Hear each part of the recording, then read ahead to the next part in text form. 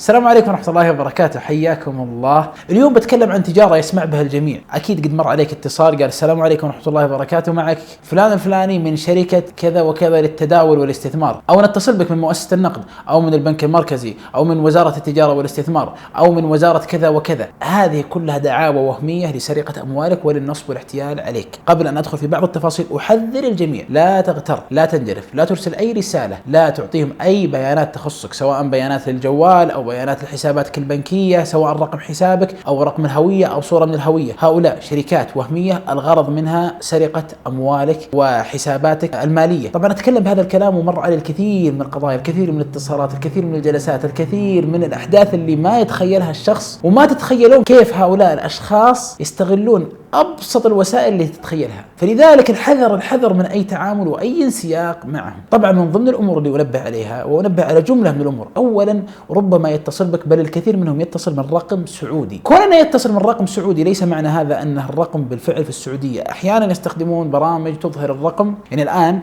أتصل عليك من برنامج وأظهر لك الرقم 053344405552 مثلا. هذا الرقم حقيقة أنت تراه رقم، لكن في الواقع هو ليس رقم حقيقي، وإنما برنامج يظهر الرقم المتصل بهذا الشكل. فأنت تقول نعم هذه شركة في السعودية، وهذه من أكثر الوسائل التي يستخدمها هؤلاء المحتالين. كذلك من ضمن الأمور التي يستخدمها هؤلاء المحتالين يرسل لك بعض الأوراق المختم عليها بختوم رسمية، إما من مؤسسة النقد أو من غيرها من وزارات، تظهر لك وتوحي لك بأنها شركة معتمدة. إياك أن تصدق. كل ما يرسل من هؤلاء الشركات المحتالة هي عبارة عن أوراق مزورة ومزيفة. وكذلك من الوسائل التي تستخدمها تلك الشركات الوهمية، طبعا هي حقيقة ليست شركات وأسماء وهمية، ولكن تستخدم وسيلة فيها مكر وخداع للمواطن. ما هي هذه الوسيلة؟ لما ترسل لك البيانات منها رقم حساب يظهر فيه رقم مؤسسة، أنت قد تغتر وتنجرف لذلك الاسم وتراه أنها بالفعل مؤسسة في المملكة العربية السعودية، ولكن حين التحقق ترى أن هذه المؤسسة هي عبارة عن وسيط يستخدم لإدخال المال ثم إخراج المال، وغالبا ما يخرج المال خارج المملكة العربية السعودية. وهذه وسيلة من أبشع الوسائل. طبعا هم أحيانا يستخدمون حسابات مؤسسات، وأحيانا يستخدمون حسابات شخصية يدخلون عليها الأموال، لأن الآن لو جاك المحتال قال حول المال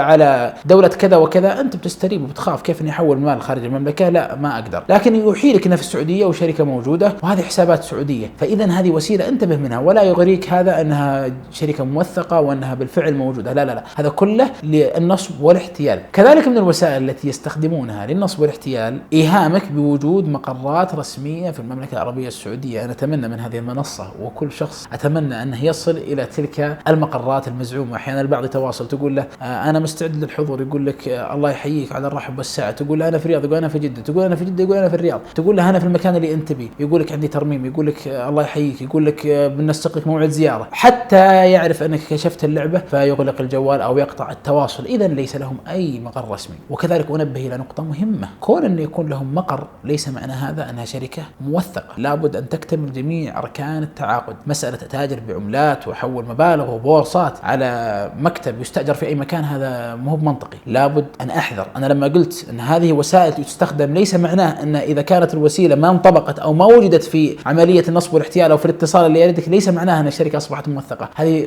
جملة من الوسائل، وقد تكون وسائل أخرى، وقد يكون يعطيك الثقة في وسيلة لكن يستغلك من وسيلة أخرى. لذلك ختاما أنصح الجميع حينما تريد أن تتعامل خصوصا في الأمور المالية أو في التداول أو في شيء من هذا القبيل، لا تتعامل إلا عبر المنصات الرسمية والمنصات الموثقة، والتي الجهات مشكورة دائما توجه بالتعامل عن طريقها، ولا تلجأ إلى الأشخاص الوهميين أو الوسطاء الوهميين في أي تجارة كانت. أتمنى لكم التوفيق والسداد، والسلام عليكم ورحمة الله وبركاته.